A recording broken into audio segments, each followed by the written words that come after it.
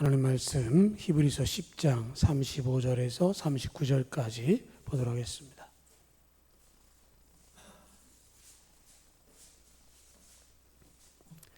히브리서 10장 35절에서 39절까지입니다.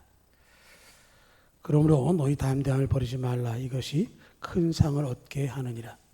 너에게 인내가 필요함은 너희가 하나님의 뜻에 행한 후에 약속하신 것을 받기 위함이라. 잠깐 후면 오시리가 오시리니 지체하지 아니하시리라. 나에게는 믿음으로 말미암아 살리라. 또한 뒤로 물러가면 내 마음이 그를 기뻐하지 아니하리라 하셨느니라. 우리는 뒤로 물러가 멸망할 자가 아니요 오직 영혼을 구원함에 이르는 믿음을 가진 자니라. 아멘. 예수님께서 제자들을 두시고 십자가를 지시기 전에 말씀하신 내용이 요한복음 16장에 기록되어 있습니다. 예수님께서는 그들에게 환난이 오겠지만 그럼에도 불구하고 믿음을 지키고 담대하라. 내가 세상을 이겼다라고 말씀을 해주셨고요. 우리가 오늘 읽었던 히브리서 말씀에서도 고난에 대해서 우리가 어떻게 대처해야 될 것인가를 말씀하게 됩니다. 그래서 너희 담대함을 버리지 말라. 이것이 큰 상을 얻게 한다라고 말씀을 하시면서 믿음의 여정에서 후퇴하지 아니하고 전진하는 믿음, 확실하게 주님과 동행하는 신앙에 대해서 말씀을 하시고, 누가복음 9장에도 보면 손에 쟁기를 잡고 뒤를 돌아보는 자는 하나님의 나라에 합당치 아니하니라. 하나님의 나라에 대해서 표대를 맞추고 초점을 맞췄다면 돌이켜서는 안 된다라는 말씀을 하는 것이죠. 그렇기 때문에 우리를 향해서 환난 중에도 담대하라 하는 말씀을 하시되, 그 환난 가운데도 하나님을 신뢰하고 함께 하시면 믿어라 하는 얘기를 하시는 거죠. 우리가 살아가면서 환난이 없으면 참 좋겠지만 때로는 그 고통을 겪고 고난을 겪을 수밖에 없는 현실을 살아가는데 이유는 여러 가지죠. 욥과 같이 아무 잘못도 없지만 사단의 격동을 통해서 일어날 수 있기도 하고요. 또 세상 가운데 사는데 세상의 가치를 따르지 않는 것 때문에 겪어야 될 어려움도 있고요. 아직도 남아있는 죄성을 때문에 죄에 빠져서 그를 겪기도 하는 것이죠. 그런데 그 모든 상황 가운데 있음에도 불구하고 요한복음 16장 32절과 33절을 보면, 보라 너희가 다 각각 제 곳으로 흩어지고 나를 혼자 둘 때가 오나니 벌써 왔도다. 그러나 내가 혼자 있는 것이 아니라 아버지께서 나와 함께 계시느니라.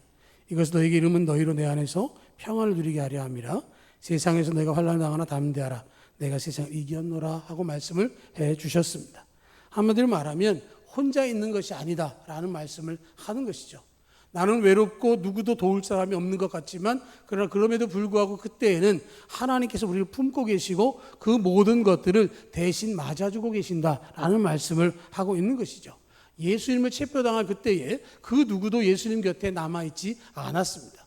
그러나 그럼에도 불구하고 예수님은 그때에도 하나님은 함께 계셨다라고 한 이야기를 하시면서, 혹여라도 너희 중에 누구든지 너희를 버려두고 다 흩어진다고 한다면 그때라도 너희와 함께 하신 하나님을 잊지 말고 담대하라 하는 말씀을 들려주신 것이고요.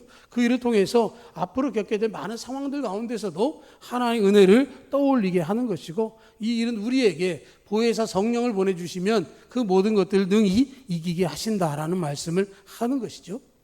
우리가 신앙의 여정을 걷다 보면 수많은 도전들이 있습니다. 절로 역정의 크리스천이 천성문을 향해서 가는데 가던 길로부터 돌이켜서 오는 사람을 만나게 됩니다. 그 사람이 뭐라고 얘기를 하냐면, 정말로 똑바로 가고 있었는데 그 앞에 사자 두 마리가 으르렁거리고 있어서 겁이 나서 돌아왔다고, 당신도 가지 말아라 하는 얘기를 듣습니다. 그런데 그 얘기를 들었음에도 불구하고 크리스천이 끊임없이 그 길을 가다 보니까 똑같이 사자 두 마리가 있는 것을 만나게 됩니다. 두려움이 생겼을 때에 그 사자들 뒤편에서 소리가 들립니다. 그 발을 봐라. 그래서 사자들을 봤더니 사자들의 발에 사슬이 묶여 있어서 두 사자가 서로 겹치지 않는 것이죠. 겹치지 않는 자리로 크리스천이 통과하게 됩니다. 그래서 믿음을 살아갈 때 있어서는 여러 가지 도전이 없을 수는 없지만 그때를 능히 이길 수 있도록 길을 열어주시고 보호하시는 분이 하나님이시기 때문에 두려움 없이 세상을 이겨야 된다는 말씀을 하고 있는 것이죠. 그래서 요한일서 5장에도 보면 대저 하나님께로서 난 자마다 세상을 이기느니라. 세상을 이기면 이것이니 우리의 믿음이니라. 믿음으로 이긴다고 말씀을 하시는 것이죠. 고린도서 15장에도 보면 우리 주 예수 그리스도로 말미암아 우리에게 이김을 주신 하나님께 감사하노니 그러고 내 사랑하는 형제들아, 견고하며 흔들리지 말며 항상 주의 일에 더욱 힘쓰는 자들이 되라. 이는 너희 수고가 주 안에서 헛되지 않은 줄 알미라. 우리의 신앙의 여정 헛될 수가 없다라는 거예요. 하나님께서 우리의 모든 신앙의 여정을 지켜주시고 책임지시기 때문에 헛된 일이 아니고 그 길에서 멈추지 말고 계속해서 흔들림 없이 전진하라는 말씀을 들려주고 있는 것이죠. 어떠한 상황을 만난다 할지라도 하나님을 신뢰하고 견고한 신앙으로 그 길을 걸으시기를 축복합니다. 또 하나는 그 길을 걷다가 뒤로 물러서지 말라는 것이죠. 36절을 보면 너에게 인내가 필요함은 너희가 하나님 뜻 행한 후에 약속하신 것을 받기 위함이다. 이렇게 말씀을 하고 있어요. 필요하다라고 하는 말은 단순하게 바라는 어떤 게 아니라 없어서는 안 된다라는 얘기를 하고 있는 것은 믿음을 통해서 그 길을 가게 되어지면 하나님이 약속하신 것을 받을 수 있다라고 하는 거예요. 하나님께서 약속하신 것, 하나님께서 하나님을 찾는 자들에게는 반드시 상 주신다라고 말씀해 주셨습니다. 그 상은 우리에게 영원한 생명을 주시는 뿐만 아니라 우리의 믿음을 통해서 쌓아놓은 모든 공덕에 대한 상급을 주셔서 그 면류관을 씌워주시겠다라고 말씀을 하고 있는 것이고요.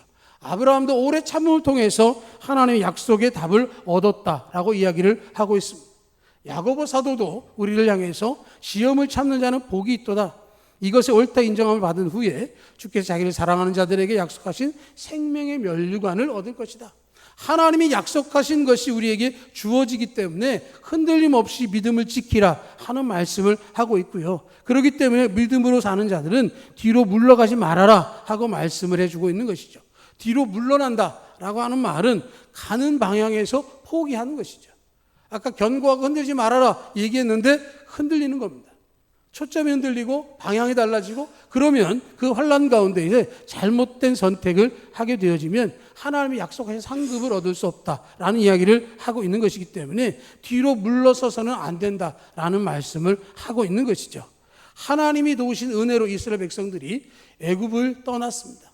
홍해를 건널 때 그 홍해 건너는 그들의 뒤를 애굽 군대들이 쫓아왔습니다. 많은 사람들이 두려워 떨면서 차라리 돌아가는 것이 낫지 않을까라고 생각했지만 그 누구도 홍해를 건넌 다음에 돌아갈 수가 없었습니다. 왜냐하면 홍해가 합쳐지면서 애굽 군대들을 다 수장시켰기 때문입니다. 다시는 애굽 군대를 볼 수 없도록 하나님 만드셨습니다. 그럼에도 불구하고 그들은 광야 생활을 하는 동안에 수시로 자신들의 걸음을 뒤로 돌이키는 것이 옳지 않을까라는 생각을 하기도 했고요. 그들이 가나안 땅을 정탐한 후에도 그런 고백을 합니다. 그와 함께 올라갔던 사람들 우리는 능히 올라가서 그 백성을 치지 못하리라. 민수기 13장에 나오는 얘기죠. 그들이 정탐하고 돌아와서는 하나님의 약속 그 땅이 얼마나 좋은지를 잘 알겠는데 올라갈 수는 없겠다는 거죠. 올라갔다가는 그곳에 있는 그 원주민들에게 다 죽임을 당할 것 같다. 차라리 애굽으로 돌아가자라는 얘기를 합니다. 결정적인 순간순간마다 뒤로 돌이킬 때마다 하나님께서는 그들을 용서하지 않으셨습니다. 그것을 선택하는 사람들마다 하나님의 심판을 받을 수밖에 없었습니다. 민수기 16장에 보면 고라와 다단과 아비람이 당을 지어서 모세를 대적합니다. 그러면서 우리도 하나님의 음성을 들을 수 있다라고 이야기하고 우리도 이스라엘 백성을 이끌 수 있다라고 말했지만 결과적으로 그들은 모두 죽임을 당하고 말았습니다. 하나님이 정하신 길에서 돌이키면 그렇게 되는 것이고 자기의 정체성이 무엇인지 가야 할 길이 무엇인지를 놓치면 그렇게 되는 것이죠.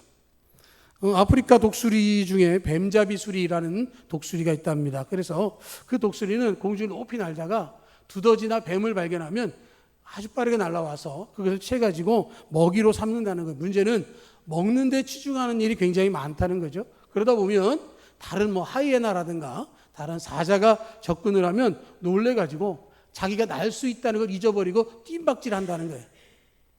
어떻게 될까요? 잡아먹히는 거죠. 그 먹이 놓고 날르면 되는데 못하는 거예요.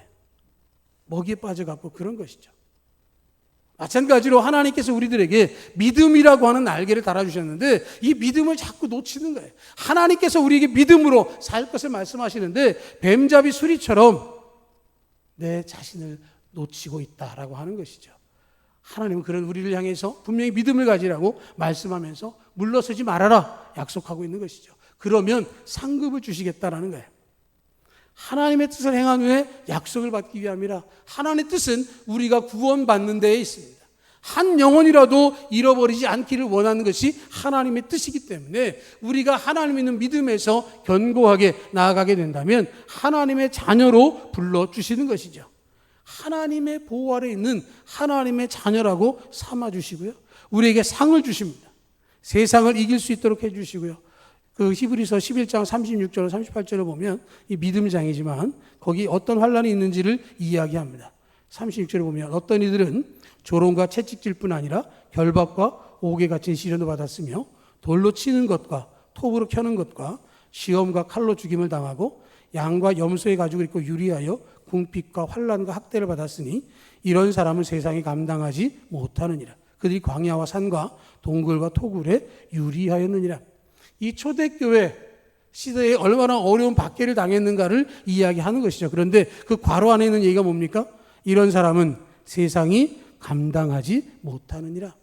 세상이 감당할 수 없을 만한 놀라웠고 담대한 믿음으로 살아갈 때 세상을 이기게 하시고 뿐만 아니라 귀히 쓰임을 받고 큰 상을 받게 되어지는 것이죠.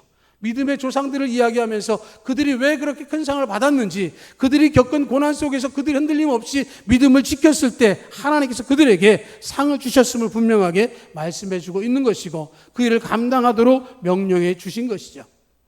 영국의 어느 학자가 영국의 역사를 공부하면서 왜 스코틀랜드 장로교 출신의 중산층 자녀들이 성공하는가라고 하는 글을 썼습니다. 여러분, 스코틀랜드는 영국의 한 부분입니다. 물론 월드컵 나갈 때는 따로 나가지만 영국이라고 큰 나라 속에 속해 있는데 왜 스코틀랜드, 거기에 또 장로교 출신의 중산층 자녀들, 아주 특정해서 지금 얘기를 하는 거죠. 왜 그런가라고 연구를 해봤더니 두 가지의 이유가 있었다는 거예요. 하나는 뭐냐? 모유를 먹이는데 비밀이 있었다는 거예요. 아기가 울면 무조건 젖을 주는 게 아니라 정확한 시간에 젖을 줬다는 거예요. 우리가 생각해보면 좀 모진 것 같긴 하죠. 그런데 하루에 4시간 단위로 6번 젖을 먹였다는 거예요. 그러니까 아기 때부터 운다고 되는 게 아니다라는 걸 배웠다는 거죠. 정해진 시간에 하다 보니까 자연스럽게 인내하는 훈련이 되었고요. 두 번째는 뭐냐? 아이들이 뭘 사달라고 그러면 절대로 즉석에서 사주는 법이 없다라는 거예요. 사줄 돈이 없어서가 아니라 약속을 한다는 거죠. 언제까지 사주겠다. 약속을 하면 그 약속을 지킨다는 거예요. 그러면 그 약속을 지키다 보면 아이들하고는 두 가지를 여기서 깨닫게 되는데 하나는 약속은 계약이다라는 거.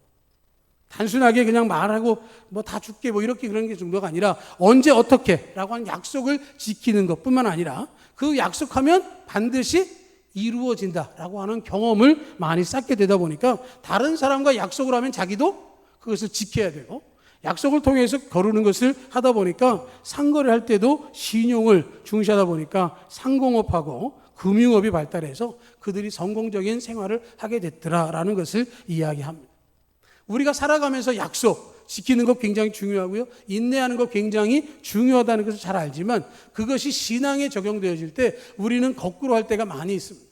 하나님이 약속하신 것을 참고 기다리는 게 아니라 내가 원하는 때에 하나님이 약속을 진행하셔야 될 것처럼 할 때가 많이 있다라고 하는 것이죠. 그런데 분명한 것은 그럴 때에도 참고 기다리고 인내할 것을 말씀하고 있고 그러는 중에 하나님께 우리에게 상급을 주시고 인도해 주실 것이라고 말씀을 하고 있는 것이죠. 하나님의 말씀, 성경은 약속의 책입니다. 구약은 오실 예수님, 신약은 오신 예수님이 또 다시 오실 것이다 라고 하는 약속을 주고 있습니다. 5절에도 말씀을 나눴지만 구원의 복음이 증거되어진 것은 반드시 성취가 되어집니다. 그날과 그때는 알 수 없지만 하나님의 약속이 성취될 것을 기대하고 담대한 마음으로 온전한 믿음 가운데 능히 승리하고 주님의 은혜를 구할 수 있는 우리 모두가 되기를 주님의 이름으로 축복합니다. 아멘.